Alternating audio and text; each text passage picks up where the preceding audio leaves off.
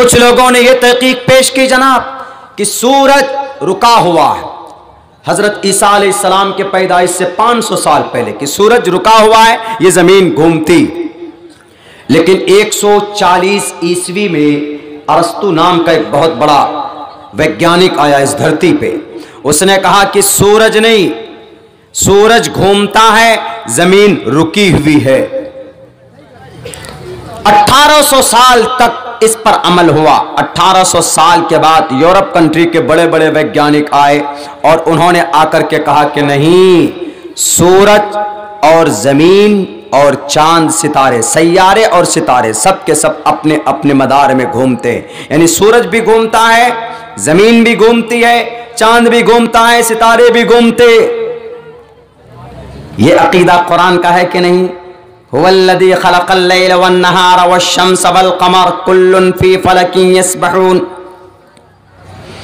मानना पड़ा दुनिया वालों को वो अकीदा, वो थ्योरी, वो निज़ाम जो अल्लाह तबारक व तआला ने 1450 साल पहले नाजिल किया था। अरस्तू ने अपना अकीदा थोपा।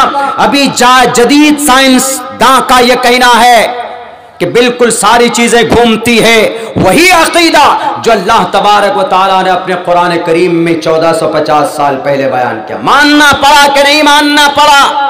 वमा अरसलनाका इल्ला रहमतल लिल आलमीन की तफसीर है ये। मुसलमानों, यकीनन आजकल हमारे सामने बड़े बड़े मसाइल पैदा किए जा रहे हैं। पैदा हो नहीं रहे हैं बल्कि पैदा किए जा रहे हैं।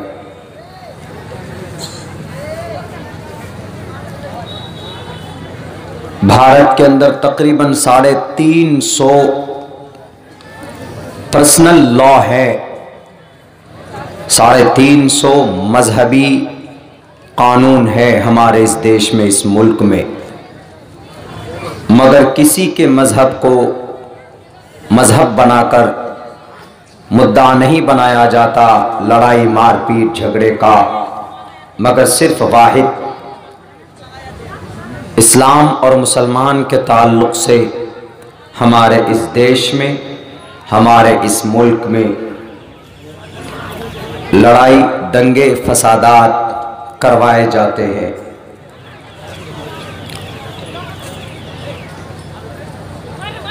दुनिया में सबसे ज़्यादा अमन की बात अगर किसी मजहब में कही गई है तो वो मजहब इस्लाम। दुनिया में सबसे ज़्यादा अनुशासन और सबसे ज़्यादा संवैधानिक निज़ाम अगर किसी धर्म में है, किसी मजहब में है तो वो इस्लाम में है। दुनिया में सबसे बेहतरीन ज़िंदगी गुजारने का एक तरीक़ा अल्लाह तबारक व तआला ने अगर बयान किया है तो किसी और धर्म में नहीं, वो सिर्फ इस्लाम है, वो सिर्फ मुसलमान।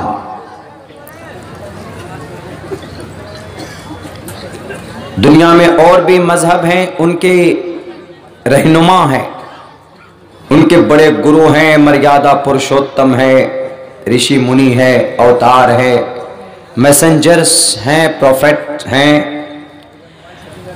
मगर किसी को वो मकाम नहीं जो मकाम अल्लाह के नबी अलैहिस्सलातु वस्सलाम को दिया गया।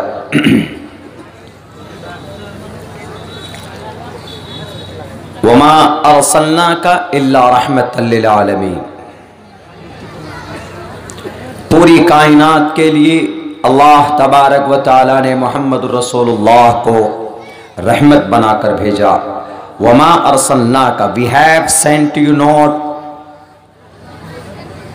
हम आपको एक इंसान बनाकर नहीं भेज रहे, बट एज अ मर्सी, रहमत बनाकर, for all creatures of the world, दुनिया के तमाम मखलूक़ात के लिए, सिर्फ इंसान के लिए नहीं, तमाम मखलूक़ात के लिए। You can say for the world, पूरी दुनिया के लिए। We have sent you not वमा अरसलनाका इल्ला रहमतल लिल आलमीन, but as a mercy, mercy for all creatures of the world. किसी भी इंसान के लिए ये लफ्ज इस्तेमाल नहीं किया गया। किसी भी धर्म के महापुरुष या तो उनको खुदा बना दिया गया या तो उनको इंसान रखा, या अगर महान है, लेकिन ये लफ्ज रहमत बनाकर वो सिर्फ प्रोफेट मोहम्मद सल्लल्लाहु अलैहि वसल्लम हैं जिनके लिए लफ्ज इस्तेमाल किया गया, वमा अरसलनाका इल्ला रहमतल लिल आलमीन। कुरान करीम की आयत का एक टुकड़ा 17वें पारे के अंदर है। सूरह अंबिया के आखिरी सफ़े में आप देखेंगे तो वहां पर यह आयत आपको नजर आएगी।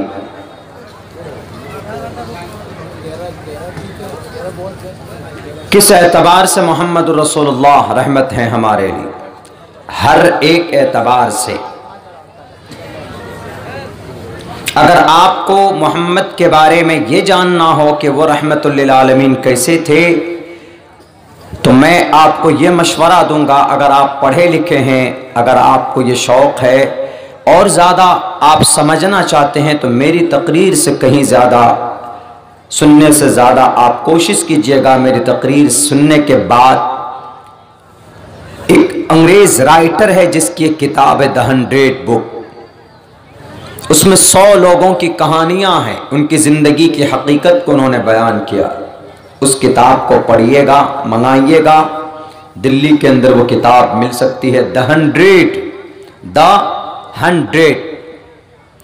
100 तो वैसे भी ख़ास है, लेकिन द लगाया THE द 100, ख़ास 100 ख़ास आदमी की कहानी और हिस्ट्री और इतिहास।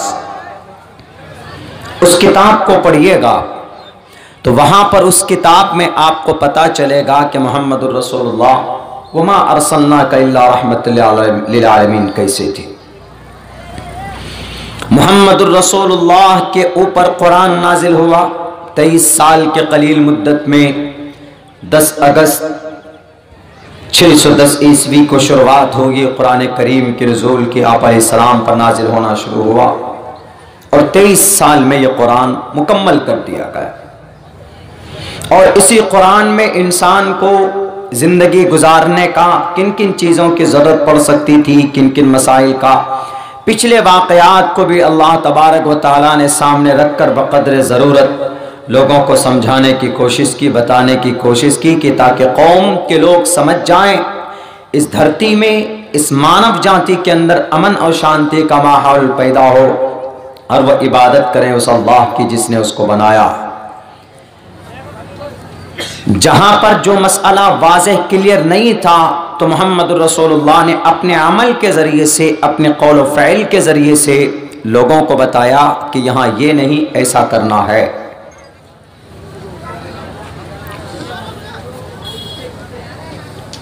तो मोहम्मदुर रसूलुल्लाह सल्लल्लाहु अलैहि वसल्लम के ऊपर कुरान का नुज़ूल होता है। और आज जो हम लोग जो कानून है इस्लाम का,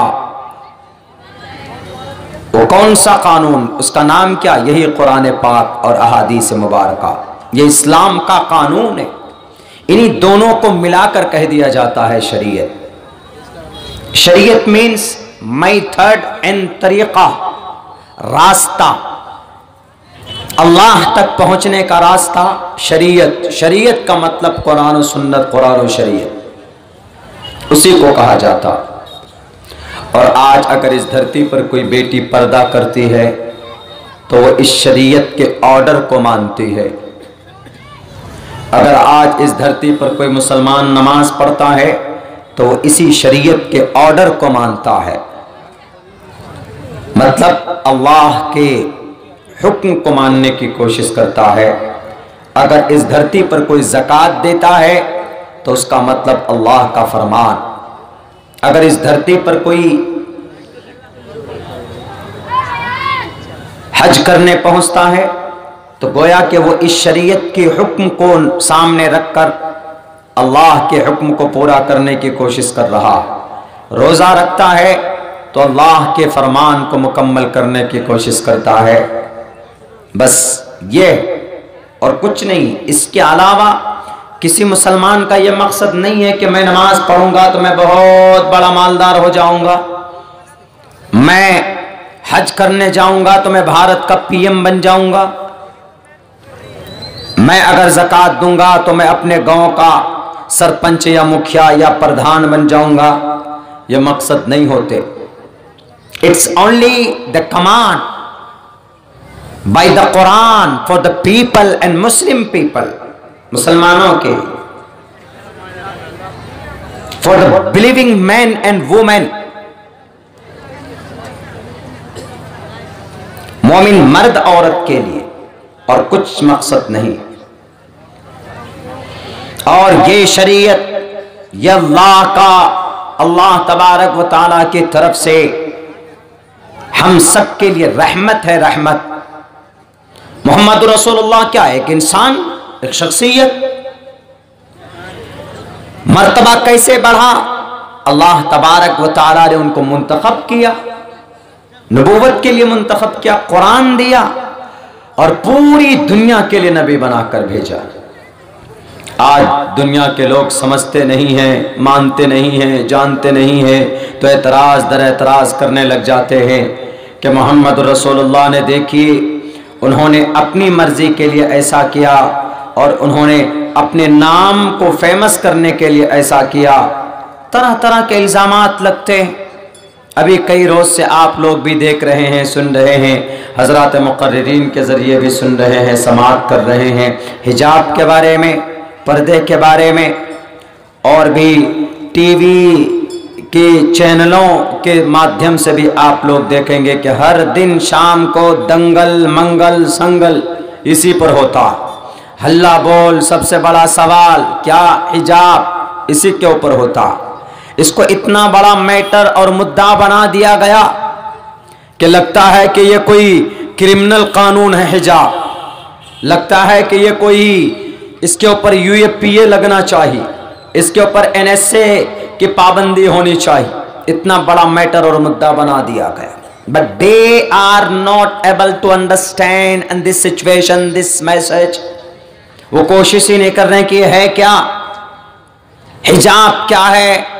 अगर कोई बेटी अल्लाह अकबर का नारा लगाती है तो अल्लाह अकबर के नारा लगाने से क्या फायदा है?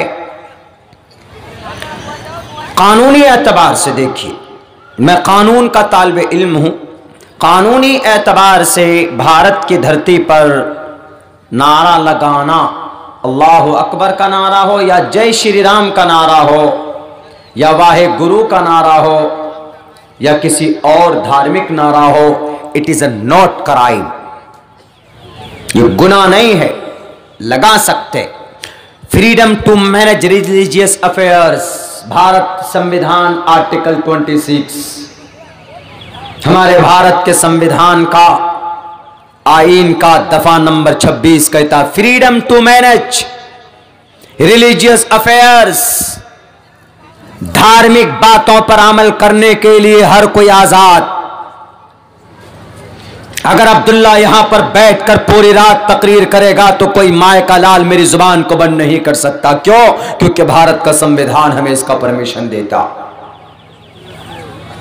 जबकि हमारे इन बातों से, इन जलसों से किसी को तकलीफ ना हो, किसी को नुकसान पहुंचाने के लिए न किया जाए, मोरालिटी बरकरार रहे, मॉडेस्टी बरकरार रहे, तो freedom to manage religious affairs, जय श्री राम का नारा लगाओ या आप अल्लाह अकबर का नारा लगाओ, इट्स गिव परमिशन, आपको इजाजत है। Freedom to manage religious affairs, यही अल्फाज हैं संविधान के, आईन के दफा नंबर 26 का। इससे पहले एक दफा फ्रीडम ऑफ कॉन्शियंस, आजादी ज़मीर। आप क्या सोचते हैं?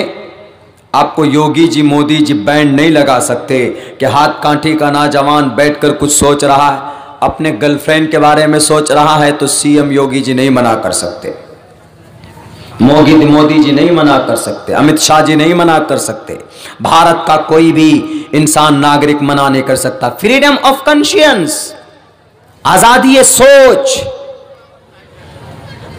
Profession and practice, profession means and practice, ये दो वर्ड। प्रोफेशन का मतलब अल्लाह अकबर का अकीदा, मोहम्मद रसूलुल्लाह का अकीदा, कुरान का अकीदा, सहाय सित्ता का अकीदा, बुखारी पढ़ने पढ़ाने का अकीदा, दर्स कुरान का अकीदा, सहाबाए कराम का अकीदा, प्रोफेशन अकीदा। I believe in Allah, there is no god but one god. हम बिलीव करते हैं इस बात पर कि अल्लाह एक है।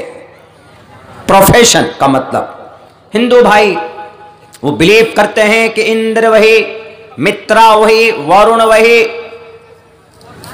विष्णु वही, ब्रह्मा वही, शन्नो वरुणा वही, नमो ब्रह्मणे नमस्ते वायो, ब्रह्मा को नमस्ते करो इसलिए कि वह हवाओं का मालिक है, वह आसमान और जमीन का मालिक है।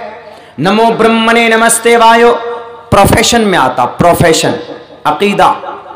मर्यादा पुरुषोत्तम श्री रामचंद्र जी को वो भगवान ईश्वर मानते, प्रोफेशन मान सकते। हम मना नहीं कर सकते किसी हिंदू भाई को, हम अपने जाती एतबार से उनको रोक नहीं सकते, समझा सकते, बता सकते, हम उनको गाइड कर सकते हैं कि ये सही है ये गलत है, लेकिन हम उनको रोक नहीं सकते, मना नहीं कर सकते।